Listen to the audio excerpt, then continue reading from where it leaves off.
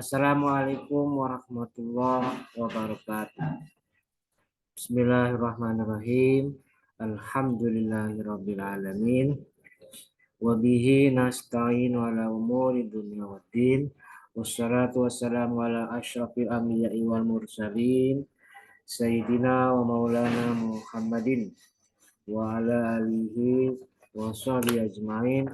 Rabbi shrah li sadri wa yassir li amri wahlul 'uqdatam min lisani yafqahu qawli, amma ba'du.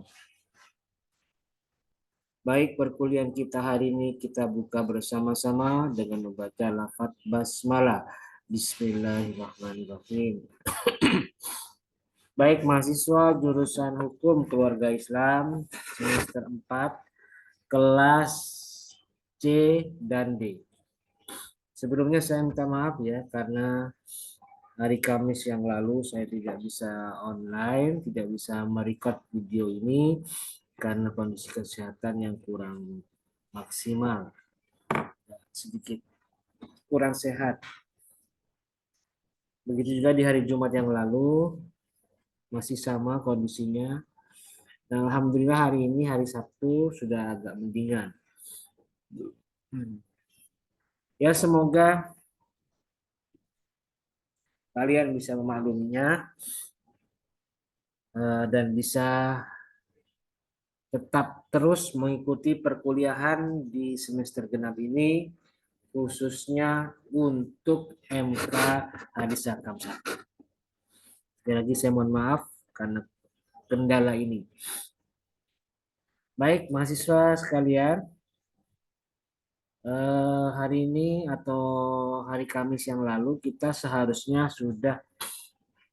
membahas materi pertemuan keempat ya, yang berkaitan dengan hadis Nabi Muhammad SAW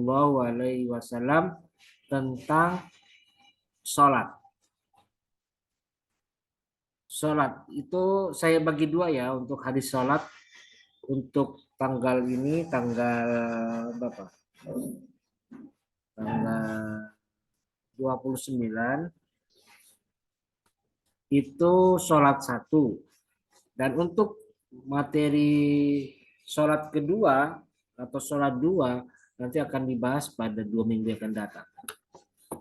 Oke, baik. Sekarang kita langsung ke modul yaitu hadis tentang sholat. Saya sudah share. Saya share dulu ya.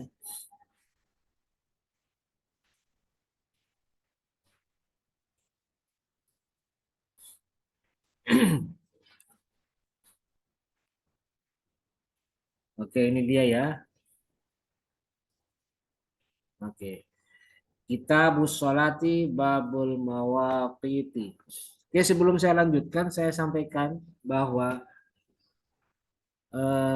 minggu lalu, beberapa waktu yang lalu, sempat di kalangan kalian tuh pada rame membahas tentang, saya mati dulu ya, saya matikan dulu ya. Saya sampaikan dulu, sempat rame tentang kebingungan mahasiswa, kebingungan kalian. Saya tidak tahu itu, udah ingat apa di kelas C atau D, yang jelas kelas kalian ini ya. Dia melaporkan bahwa mereka bingung, Pak, mohon penjelasannya mengenai materi tugas. Di situ kok banyak sekali Pak kutubus sitahnya. Tugas kita yang bagaimana Pak? Saya jelaskan nih. Jadi gini, tugas kalian adalah mengkaji satu hadis untuk satu kelompok. Ya. Hadisnya nanti seperti yang ada di modul. Seperti yang ada di modul.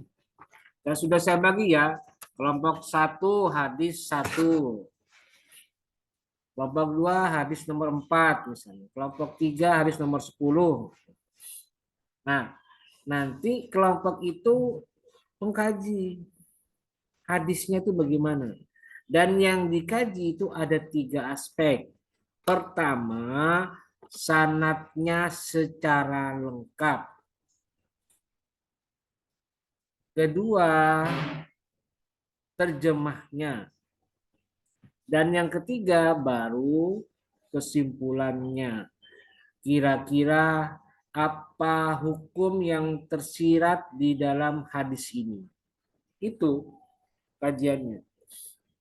Dan nomor satu atau kajian nomor satu itu disebutkan sanatnya. Disebutkan. Karena begini ya, materi kita untuk semester genap pada MK Hadis Hakam 1 itu rujukan utamanya atau referensi utamanya adalah kitab Bulughul Maram min Adillatil Ahkam karangannya siapa? Ibnu Hajar Al-Asqalani. Ya. Perlu kalian ketahui bahwa kitab Bulughul Maram itu memuat banyak hadis. Hampir semua hadis yang masuk ruang lingkup hukum itu ada di dalam kitab Bulughul Maram, hampir sebagian besar. Tetapi persoalannya sang pengarang Ibnu Hajar Al-Asqalani dalam menyusun kitab Bulughul Maram itu beliau tidak mencantumkan secara langsung dan secara lengkap sanadnya. Akibatnya jadi beliau itu meringkas. Akibatnya jadi tidak lengkap. Misalnya an Abi Hurairah. Jadi tidak terlebih dahulu disebutkan sanad sebelumnya. Langsung sahabat Abu Hurairah. Padahal kan yang namanya hadis itu harusnya disebutkan juga sahabat menyampaikan hadis ini kepada siapa. Sahabat menyampaikan hadis kepada siapa. Disebutkan. Kemudian orang yang mendengarkan dari sahabat itu menyampaikan kepada siapa lagi. Terus itu sampai terakhir atau sampai hadis ini dibukukan atau di tadwin, dikodifikasi, dijadikan buku. Makanya kitab hadis Bulughul Maram itu tidak punya sanad karena Ibnu Hajar Al-Asqalani itu hidup pada abad keempat Hijriah. Abad keempat. Jadi jauh sekali. Hampir 300 tahun jaraknya antara Ibnu Hajar Al-Asqalani dengan zaman Rasul. Hampir 300 tahun. 300 tahun lebih bahkan.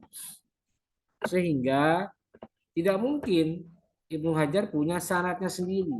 Yang mungkin Ibnu Hajar Al-Asqalani itu mengutip kitab lain. Menyadur kitab lain. Mengambil dari kitab sebelumnya. Atau dalam istilah ulumul hadis, Ibnu Hajar ini termasuk ulama mutaakhirin yang tidak punya sanad. Yang memungkinkan ulama mutaakhir itu bagaimana? Ya dia mengutip dari kitab ulama mutaqaddimin. Siapa dia? Ya ulama yang hidup pada abad kedua atau ketiga Hijriah. Abad kedua, abad ke-1 tentu saja. Abad 1, kedua atau ketiga Hijriah. Yang disebut sebagai ulama mutaqaddimin. Misalnya Ibnu Hajar mengutip sanadnya Imam Bukhari. Ibnu Hajar mengutip sanadnya Imam Ahmad. Imam Bukhari mengutip sanadnya Imam Syafi'i. Imam Bukhari mengutip Ibnu Hajar mengutip sanadnya Imam Ibnu Majah dan seterusnya yang hidup di abad ketiga atau di abad sebelumnya yang disebut sebagai ulama mutaqaddim. Sehingga Imam atau Ibnu Hajar Al-Asqalani ketika menyusun Bulughul Maram dia tidak menuliskan secara lengkap. Karena itu tugas kalian adalah cari di kitab induk yang merupakan tulisannya para ulama mutaqaddimin yang saya sebutkan 6 itu, kutubus sittah itu. Maka dari itu nanti kalian ketika diminta untuk mengkaji bagian sanad hadis, kalian harus mencari ke kitab yang ada di situ. Entah itu Sahih Bukhari, entah itu Sahih Muslim, Sunan Ibnu Majah, Sunan Abu Dawud, Sunan An-Nasai, dan Sunan At-Tirmizi. Yaitu cari di situ. Dan itu pasti lengkap karena mereka punya sanadnya sendiri. Mereka punya sanad sendiri. Mereka yang melacak sendiri. Mereka yang menelusuri sendiri. Siapa dapat dari siapa, dan seterusnya. Sampai kepada Rasul. Nah, baru kalian tulis setelah kalian dapatkan, cari di situ. Di dalam kitab Kutubus Sittah, hadis ini, misalnya hadis tentang wudhu, cari. Nah, baru kalau sudah ketemu, tuliskan di situ. Jadi, itu model tugas yang harus kalian kerjakan. Jadi kalau ditanya, Pak, banyak, Pak. Nah, iya banyak. Itu situ yang banyak. Maka kalian diminta untuk mengkaji, meneliti, menelusuri. Dan perhatikan, kalau hadisnya tentang sholat, tentang toharo, ya cari di bab tentang toharo atau tentang apa biasanya kalau di kutubus sittah. Biasanya tentang ya toharo ya. Gitu. Jadi itu caranya dan tolong lengkap dan sesuaikan. Misalnya hadisnya la tuqbalu sholatu man ahdasa hatta yatawaddoa. Ini contoh ya. Berarti cari nanti di sanadnya, cari di matannya yang sama. La tuqbalu sholatu man ahdasa hatta yatawaddoa. Nanti kalau sudah ketemu baru dituliskan sanadnya. Di Bukhari atau di Muslim atau di apa? Ibnu Majah, An-Nasai, At-Tirmizi atau Abu Dawud, cari di situ. Nah, untuk mengetahui apakah kita mau cari ke kitab yang 6 ini, yang mana kitab yang mau dicari, lihat di kata kunci di kitab Bulughul Maramnya. Contoh nih, saya langsung tampilkannya. Saya kasih contoh ya, ini biar semakin jelas. Contoh, oke, kita lihat dulu. Kita pinjam kitab ini. Modul yang ini. Nah, ini perhatikan nih. An Abdullah bin Umar radhiyallahu anhu terus seterusnya. Di bawahnya ada tulisan rawahu Muslim. Kalau ada rawahu Muslim berarti kalian cari hadis ini di kitab Sahih Muslim. Gitu. Atau kalau misalnya muttafaq alaih ini, yang ini ya, berarti kalian cari di kitab Sahih Muslim atau Sahih Bukhari. Kalau misalnya riwayatnya rawahul khamsah, gimana Pak? Nah, rawahul khamsah itu kemungkinan kitab Sunan plus Musnad Ahmad. Jadi sunannya Sunan Abu Dawud, Sunan At-Tirmizi, Sunan Ibnu Majah, Sunan An-Nasai, ditambah Musnad Ahmad. Cari di situ, di kitab itu. Nah, ini akhrajahu Tirmizi, ya, berarti carikan di kitab Sunan At-Tirmizi. Dan seterusnya seperti itu ya. Itu caranya. Nah, saya untuk tugas kemarin saya belum koreksi, belum saya nilai, belum saya teliti karena kondisi kesehatan saya. Jadi nanti insya Allah besok hari Sabtu ini atau Minggu besok Ahad akan saya koreksi dan nanti akan saya lihat sampai di mana kemampuan kalian seperti penugasan yang ini. Jadi nanti akan saya sampaikan di pertemuan minggu depan mengenai hasil kerja kalian untuk tugas 1. Sekaligus nanti saya sampaikan tugas 2-nya bagaimana evaluasinya. Supaya nanti jika ada kekurangan, ada kekeliruan, ada kesalahan, langsung segera dievaluasi pada tugas berikutnya. Minimal tugas kedua. Gitu ya. Jadi seperti itu untuk menjawab kegelisahan di antara kalian yang bingung memahami tugasnya. Nah, saya pastikan tugasnya sudah jelas, sudah clear. Yang bingung mungkin kalian ketika mencari. Nah, saya sudah kasih panduan, sudah kasih clue-cluenya, silakan disimak baik-baik. Oke, baik, kita lanjutkan untuk materi kita pada hari ini yaitu tentang Kitabus Shalah. Baik. Kitabus Shalah, kitab tentang sholat. Babul mawaqiti, bab tentang waktu sholat. An Abdullah bin Amr radhiyallahu anhuma, anna Nabi sallallahu alaihi wasallam qala, dari Abdullah bin Amr radhiyallahu anhuma, bahwasanya Nabi sallallahu alaihi wasallam bersabda, waktu zuhri idza zalatis syamsu wa kana zillur rajuli katulihi malam yahduril asru wa waqtul asri malam tasfarra syamsu wa waqtu sholatil maghribi malam yaghibis syafaq wa waqtu sholatil isya'i ila nisfil laili al ausati wa waqtu sholatis subhi min tulu'il fajri malam tatlu'is syamsu, rawahu Muslim. Waktu zuhri, adapun waktu zuhur itu idza zalatis syamsu, yaitu ketika matahari itu condong atau agak condong ke arah utara, ke arah barat, ke arah mendekati terbenam, tapi di atas masih tidak condong, jadi tidak condong ke timur. Kalau di tempat kita ya. Wa kana zillur rajuli katulihi, dan zillur rajuli, bayang-bayang seseorang itu katulihi, seperti panjangnya bayang-bayang atau panjangnya orang. Jadi artinya waktu zuhur itu terjadi di saat posisi matahari tepat di atas badan manusia dan agak sedikit condong, dan posisi bayangan itu tepat segaris dengan badan manusia. Jadi seakan-akan tidak ada bayangan. Karena apa? Karena tegak lurus. Itu awal mula sholat duhur. Malam yahduril asru, sampai belum hadir sholat asar. Jadi waktunya sampai menjelang sholat asar.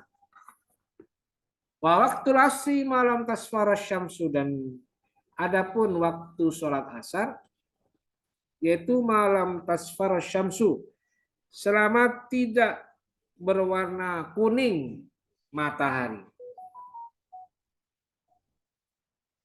Jadi waktu sholat asar itu sudah tidak lagi kuning, tapi agak mengoren atau apa ya? Ya agak tidak terlalu panas, tidak terlalu terik. Jadi sudah mulai menguning. Apa sudah mulai agak orange. Itu waktu sholat asar. Wa waktu sholatil maghribi malam yaghibis syafaq. Adapun waktu sholat maghrib yaitu malam yaghibis syafaq, yaitu selama tidak hilang. Syafaq itu warna merah. Asyafaq itu warna merah di ufuk langit. Jadi artinya mulainya waktu sholat maghrib itu ya pada saat matahari terbenam dan masih ada mega-mega merah atau warna merah di ufuk langit. Ya, kalau tidak kelihatan pada saat masih hujan ya berarti diperkirakan saja gitu ya. Waktu sholat isya, adapun waktu sholat isya ila nisfil lailil ausat, yaitu sampai separuh malam yang tengah. Artinya apa ya, sampai tengah malam yang tengah. Waktu sholat subhi min tulu'il fajri malam tatlu'i syamsu. Adapun waktu sholat subuh yaitu dari terbitnya fajar malam tatlu syamsu selama matahari belum terbit. Kalau kalian melihat di daerah kalian langitnya cerah banget, maka yang disebut fajar itu munculnya bayang-bayang cahaya di langit bagian timur. Jadi seperti kayak ada apa ya? Kayak ada cahaya gitu, walaupun masih gelap. Nah, itu yang disebut dengan fajar. Nah, itu hadis yang pertama, hadis 163 bicara tentang waktu-waktu sholat. Sholat duhur, sholat asar, sholat maghrib, isya, dan subuh. Walahu min hadis Buraidah fil asri, dan menurut hadisnya Buraidah tentang sholat asar ditambahkan wasyamsu baydau naqiyatun. Sedangkan matahari waktunya sholat asar itu saat matahari baydau naqiyatun, masih berwarna putih, naqiyatun bersih. Asar itu memang sudah mulai menguning tapi masih bersih, masih kelihatan terang, masih kelihatan cerah. Itu waktu sholat asar. Wa min hadisi Abi Musa, dari hadis Abi Musa berkata wasyamsu, masih tentang sholat asar, wasyamsu murtafiatun. Tadi wasyamsu baydau naqiyatun. Tapi kalau hadisnya Abu Musa wasyamsu murtafiatun. Matahari itu masih tinggi, murtafiatun tinggi. Jadi belum terlalu mendekati tenggelam, terbenam, tapi masih tinggi dan cerah suasananya. Itu waktu sholat asar. Berikutnya hadis 166. Wa an Abi Barzah al-Aslami, dari hadis Abu Barzah al-Aslami berkata Abu Barzah, karena Rasulullah sallallahu alaihi wasallam, Nabi itu yusolli, pernah sholat al-asra, sholat asar. Summa yarji'u ahaduna, kemudian kembali ahaduna, salah satu dari kita, ila rahlihi, ke tempat rumahnya, fi aqsal madinati, di ujung kota, wasyamsu hayyatun, sedangkan matahari masih cerah. Jadi Nabi sholat asar, sedangkan para sahabat ada yang sebagian sudah pulang ke rumahnya, dan kondisi langit-langit masih kelihatan cerah. Itu sholat asar. Wakana, dan keadaan Nabi yastahibbu, suka, ayu akhira minal isya, dan Nabi suka mengakhirkan sholat isya. Wakana, dan Nabi yakrahu an-nauma, tidak suka tidur qablaha, sebelum isya, wal hadisa ba'daha, dan juga tidak suka berbicara sesudah sholat isya. Itu Nabi tidak suka. Wa kana yanfatilu min sholatil ghadati hina ya'rifu ar-rajulu jalisahu wa yaqra'u bis-sittina ilal mi'ah. Dan ada Nabi yang fatilu, selesai mengerjakan, min sholatil ghadati, dari sholat subuh, sampai hina ya'rifu ar-rajulu jalisahu, ketika ya'rifu ar-rajulu, mengetahui seorang laki-laki, jalisahu, teman duduk di sampingnya. Jadi Nabi itu ketika sholat subuh, setelah sholat subuh Nabi tetap duduk di tempat beliau di masjid, dan baru selesai sampai semua orang itu sudah mulai kelihatan. Oh, dia di sebelahnya siapa? Oh, dia di sebelahnya siapa? Jadi pada zaman dulu kan itu penerangan masih sangat minim, sehingga ketika sholat subuh itu semuanya remang-remang, samar-samar. Nah, perlahan-lahan dengan mulai terbitnya matahari, dengan mulai munculnya sinar, maka semakin kelihatan siapa yang ada di sampingnya. Nah, di saat itulah Nabi selesai dan kembali ke rumah beliau. Dan pada saat Nabi itu duduk setelah sholat subuh, biasanya beliau wayakra'u membaca surat Al-Quran bisitina antara 60 ilal mi'ati sampai 100 ayat. Jadi tradisinya Nabi seperti itu. Muttafaqun alaih, hadis riwayat muttafaq alaih. Wa indahuma min hadis Jabir, dan juga menurut mereka berdua, menurut apa? Muttafaq alaih. Nah, maaf. Hilaf saya. Dari hadisnya Jabir, sahabat Jabir mengatakan wal isya'u ahyanan yuqaddimuha wa ahyanan yuakhiruha. Dan Nabi biasanya sholat Isya itu kadang-kadang yuqaddimuha, diawalkan atau dikerjakan di awal waktu, wa ahyana, dan kadang-kala juga yuakhiruha, diakhirkan. Kadang diakhirkan juga.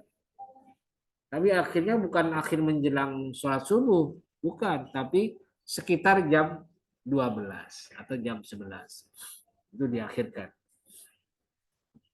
Wa idza ra'ahum, jika Nabi melihat kepada sahabat, ijtama'u, sudah berkumpul para sahabat, ajjala, maka Nabi segera mengerjakan sholat Isya. Wa idza ra'ahum abta'u akhara, jika Nabi melihat sahabatnya itu abta'u, terlambat datang, maka Nabi akhara, mengakhirkan. Jadi lihat kondisi sahabat yang datang ke masjid pada saat sholat Isya. Kalau sahabat sudah pada kumpul, sudah banyak yang hadir di masjid, ya langsung disegerakan, diqaddimuha, diawalkan. Tapi kalau misalnya sahabat itu pada telat, datangnya tidak serentak bersama-sama, masih ada yang belum datang, jumlahnya masih sedikit di masjid, maka Nabi akhara, mengakhirkan. Wasubha, dan juga tentang sholat subuh. Karena Nabi sallallahu alaihi wasallam, dan ada Nabi yusalliha, melaksanakan sholat di ghalasin, pada saat suasana gelap di subuh, di saat sholat subuh. Ghalas itu maksudnya apa? Zulmatu akhiril laili ba'da tulu'il fajri, yaitu kondisi gelapnya akhir malam setelah terbitnya fajar. Jadi sholat subuh atau masa subuh, tapi suasana masih kelihatan gelap. Jadi tidak ada cahaya sedikit pun. Itu ghalas. Nah, itu hadis dari Jabir tentang mawakit, waktu-waktu sholat. Kita pindah ke bab syurutus sholat, syarat-syarat sholat. An Ali bin Talqin radhiyallahu anhu qala Rasulullah sallallahu alaihi wasallam, idza fasa ahadukum fi shalah falyansharif wal yatawadda wal yu'idis sholata. Rawahul khamsah wa sahahu Ibnu Hibban. Dari Ali bin Talqin, radhiyallahu anhu berkata, Rasulullah sallallahu alaihi wasallam bersabda, idza fasa ahadukum fi shalah falyansharif, jika ada salah satu di antara kalian itu kentut di sholat, ketika sedang sholat, falyansharif, maka langsung segera keluar. Artinya batal sholatnya dan langsung keluar. Wal yatawaddo, dan sebaiknya berwudu. Wal yu'id, dan kemudian kembali as-sholata, kepada sholat. Jadi sholat, salah satu hal yang membatalkan sholat adalah kentut atau keluarnya angin dari dubur. Tapi bagaimana kalau suara perut yang berbunyi, bukan kentut? Nah, itu bukan kentut namanya. Kentut itu keluarnya angin, proses keluarnya angin dari dubur. Nah, kalau suara pun kan belum keluar, jadi ya belum dianggap sebagai hal yang membatalkan. Kalau suara krecek gitu ya, karena mungkin lapar atau apa gitu ya, itu bukan kentut. Rawahul khamsah, hadis riwayat khamsah, wasahahu Ibnu Hibban dan disahihkan oleh Ibnu Hibban. Berikutnya wa an Amir bin Rabi'ah radhiyallahu anhu qala, dari Amir bin Rabi'ah berkata, Amir bin Rabi'ah, kunna ma'an Nabi sallallahu alaihi wasallam, kami bersama Nabi fi lailatin mazlamatin, di suatu malam yang gelap. Fa askarat alainal kiblah, dan kita ragu, alainal kiblah, dan ragu, sorry, bukan saya kita ragu. Fa askarat alainal kiblatu, dan membingungkan alaina bagi kami apa kiblat. Maksudnya apa? Mereka bingung. Ketika berada di suatu malam yang gelap, mereka bingung arah kiblatnya di mana ini. Fasolaina, tapi kita tetap sholat. Kita diajak sholat oleh Rasulullah walaupun situasinya tidak jelas. Karena saking gelapnya, tidak tahu arah mata angin ini kemana ini. Baratnya mana, timurnya mana, utara mana, selatan mana, tidak jelas. Akhirnya mereka harus sholat. Sholat semau mereka saja, se-feeling mereka saja. Falamma tala'at syamsu idza nahnu shallaina ila ghairil qiblati. Ketika matahari sudah mulai terbit, idza nahnu, tiba-tiba kita shallaina, ketahuan salat ila ghairil qiblah. Salat tidak menghadap kiblat. Panazarat, maka turunlah ayat. Surat ayat apa ya? Surat apa ini? Surat Al-Baqarah? Bukan ya?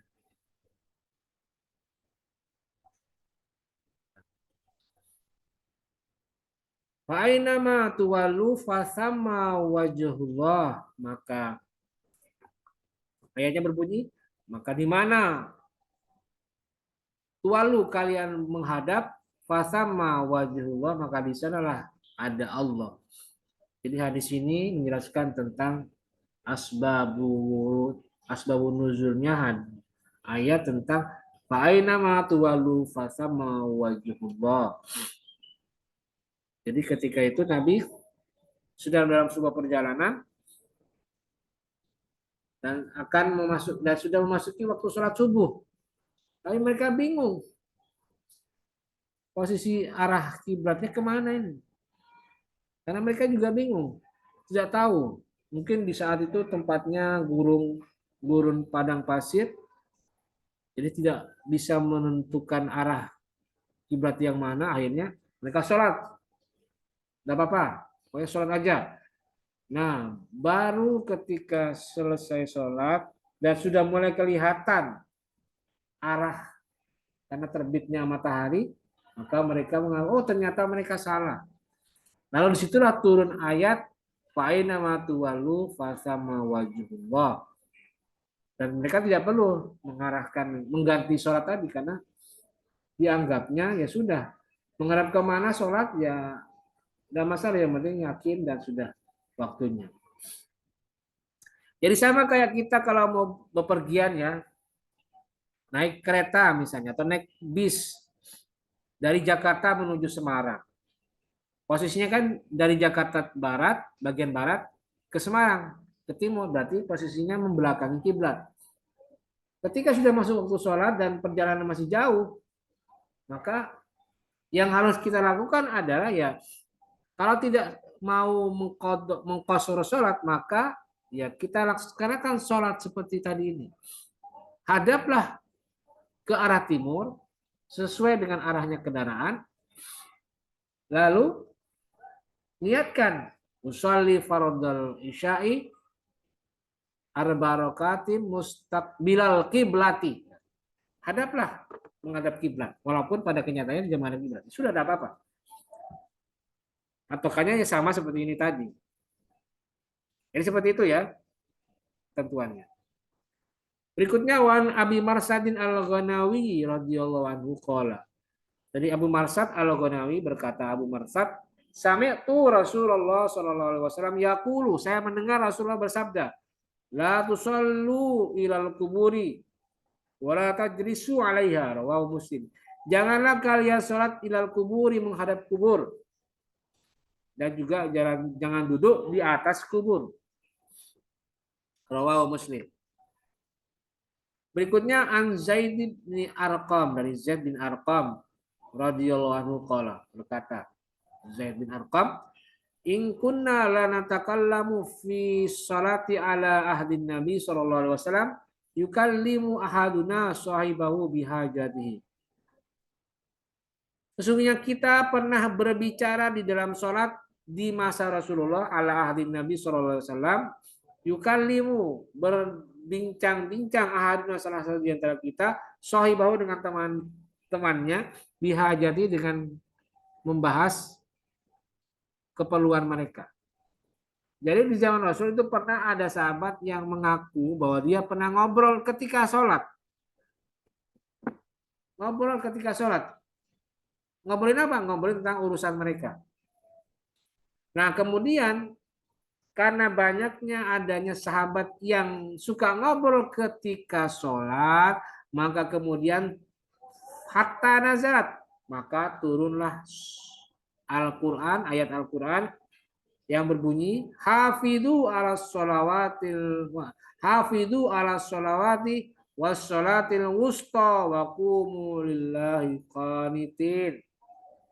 Ayat ini merupakan ayat surah Al-Baqarah ayat 238. Kan ada footnote-nya ya. Ini ya. 238. Yang di dalam ayat ini faumirna, kita diperintahkan disukuti untuk diam.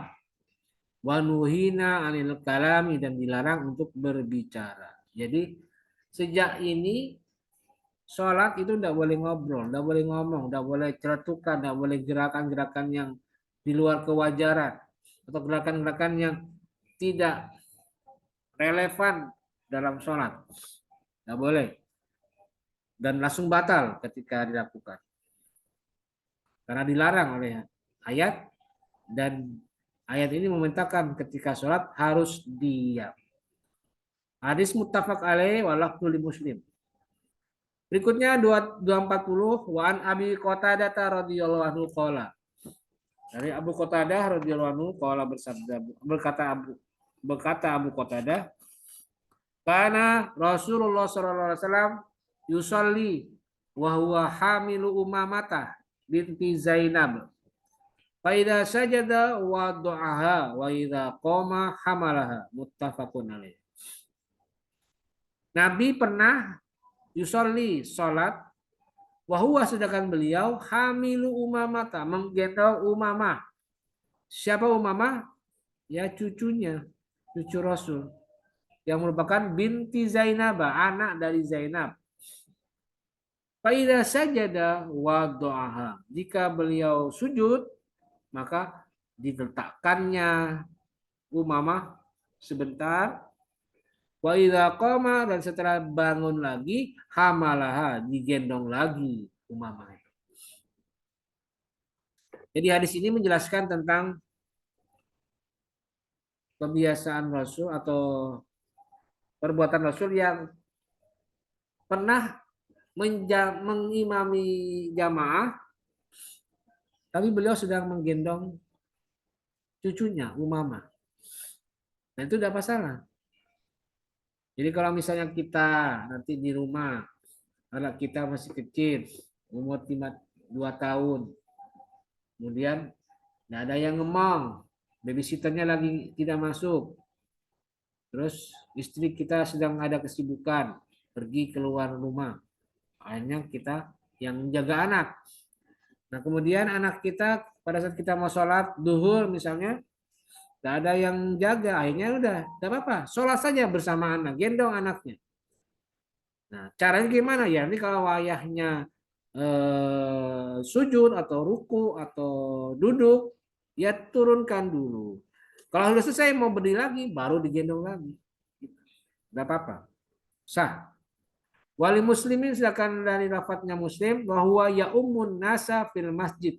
Sedangkan Rasul sedang memimpin atau menjadi imam manusia fil masjid di masjid. Nah, itulah hadis yang terkait dengan syurutus sholat. Berikutnya kita lanjut ke bab berikutnya, yaitu babul hassi alal khusyu'i fis sholati. Bab tentang anjuran untuk khusyuk fis sholati di dalam sholat. An Abi Hurairah radhiyallahu anhu qala, dari Abu Hurairah berkata Abu Hurairah, naha Rasulullah sallallahu alaihi wasallam, Nabi pernah melarang ayu sholiyar rajulu, salatnya seseorang muhtasiron, dalam keadaan berkaca pinggang atau berpetenteng-petenteng gitu ya. Ya begini ya. Nah, kayak begini nih. Isinya gini ya. Tapi perasaan emang ada orang sholat sampai petentang-petenteng. Ya di zaman Rasul mungkin ada orang yang seperti itu. Dan itu dilarang. Maksudnya apa? Wa maknahu, artinya muhtasir itu apa? Ayyaj'ala yadahu ala khosiratihi. Meletakkan tangannya ala khosirati di atas pinggang. Jadi petentang-petentang ini. Itu tidak boleh. Ya harus sedekap. Harus sendakap. Atau bahasa Jawa sendakap gini ya. Bukan begini. Sendakap. Berikutnya wafil Bukhari, dari hadis Imam Bukhari, an Aisyah, dari Aisyah radhiyallahu anha bersabda, dari Aisyah radhiyallahu anha, anna dzalika, bahwasanya perbuatan sendak berkaca pinggang ini itu fi'lul Yahudi fi sholati, merupakan pekerjaannya orang Yahudi ketika sholat. Jadi tidak bolehnya. Kenapa? Ya karena itu gerakan sholatnya orang Yahudi. Itu tidak boleh. Berikutnya an Anasin radhiyallahu anhu. Dari Anas radhiyallahu anhu, anna Rasulullah sallallahu alaihi wasallam qala. Nabi bersabda, "Idza quddimal asya'u fabda'u bihi qabla an tusallul maghriba." Idza quddimal asya'u, jika sudah diawalkan hidangan makanan, asya ya, bukan isya ini, asya, hidangan makanan, fabda'u, maka mulailah bihi, dengan asya, qabla an tusallul maghriba, sebelum kalian melaksanakan sholat maghrib. Artinya kalau misalnya ada makanan disajikan sudah terlanjur ada, sementara sholat maghrib baru mau dilaksanakan, maka sebaiknya utamakan dulu makannya. Jadi misalnya kayak bulan puasa nanti ini ya, ketika adzan berkumandang tanda puasa sudah buka atau sudah selesai, sedangkan di depan mata kita itu sudah ada makanan-makanan. Sudah tersaji segala macam menu berbuka puasa. Adzan maghrib sudah mulai dikumandangkan, tanda waktu sholat maghrib. Nah, gimana caranya? Mau mendahulukan bukanya dulu atau sholat maghribnya dulu? Nah, sebaiknya, ini pilihan yang masuk akal, kata Nabi ya fabda'u, maka utamakan dulu makannya, makan dulu dah, baru laksanakan sholat maghrib. Jadi sholat makan dulu sepuasnya, secukupnya, baru kalau sudah sholat maghrib. Atau solusi yang terbaik adalah ya makan secukupnya, baru sholat dulu, baru setelah itu lanjutkan makan berikutnya. Untuk sekedar berbuka gitu ya. Jadi seperti itu. Anjuran Rasul terhadap orang yang dihidangkan makanan bersamaan dengan dimulainya sholat maghrib. Soalnya maghrib itu agak panjang sedikit ya, tapi tidak banyak. sekitar 1 jam lebih sedikit. Jadi ya kalau dipakai buat makan, makannya 10 menit ya cukup. Tapi jangan sampai kebablasan, jangan sampai makannya keenakan sampai lupa sholat, akhirnya waktu isya datang. Itu udah boleh. Sebaiknya dikondisikan saja situasinya. Berikutnya, wa an Abi Dzarin, dari Abu Dzar radhiyallahu anhu qala. Kata Abu Dzar, qala Rasulullah sallallahu alaihi wasallam, idza qama ahadukum fis salati fala yamsahil hasa fa innar rahmata tuwajihuhu. Idza qama ahadukum fis salat, jika ada orang mau mendirikan salat, mau mengerjakan salat, fala yamsahil hasa, maka jangan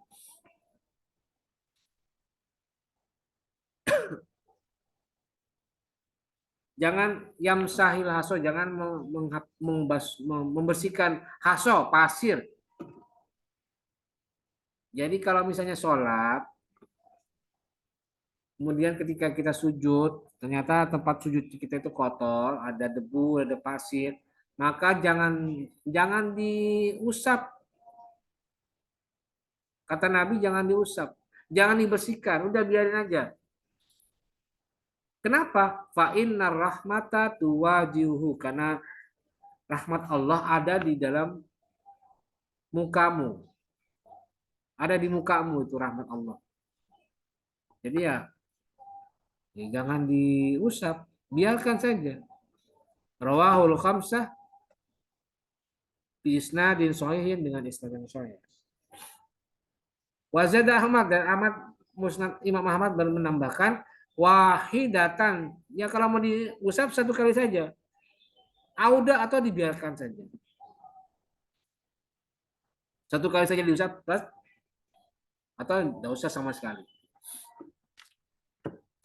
Itu tadi anjuran, hadis tentang anjuran untuk khusyuk. Jadi ini semua berhubungan dengan kekhusyuan.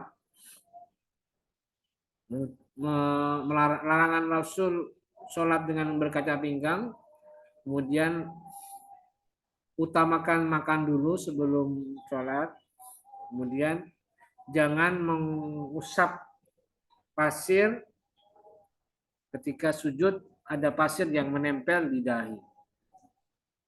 Itu berkaitan dengan kekhusyuan. Ya sholat kalau mikir makanan juga tidak khusyuk. Mendingan makan dulu, tuntaskan dulu walaupun tidak habis, baru setelah itu kerjakan sholat. Karena bisa mengurangi kekhusyuan kalau langsung sholat tanpa menikmati makanan itu, jadi kepikiran. Nah itulah hadis tentang anjuran khusyuk dalam sholat. Dan yang terakhir itu bab tentang sholat tatawu, sholat sunnah. Ini yang terakhir ya.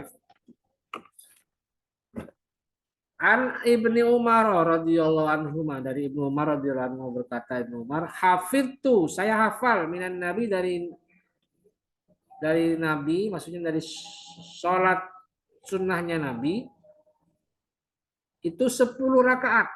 Jadi Ibnu Umar itu hafal, Nabi rutin menjalankan sholat sunnah rawatib itu 10 rakaat. Kapan saja?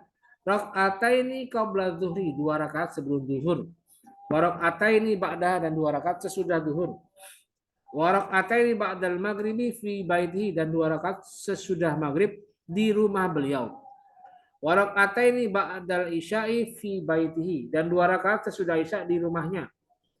Wa rakaataini qabla subhi, dan 2 rakaat sebelum sholat subuh. Muttafaqun alaih, hadis riwayat muttafaq alaih.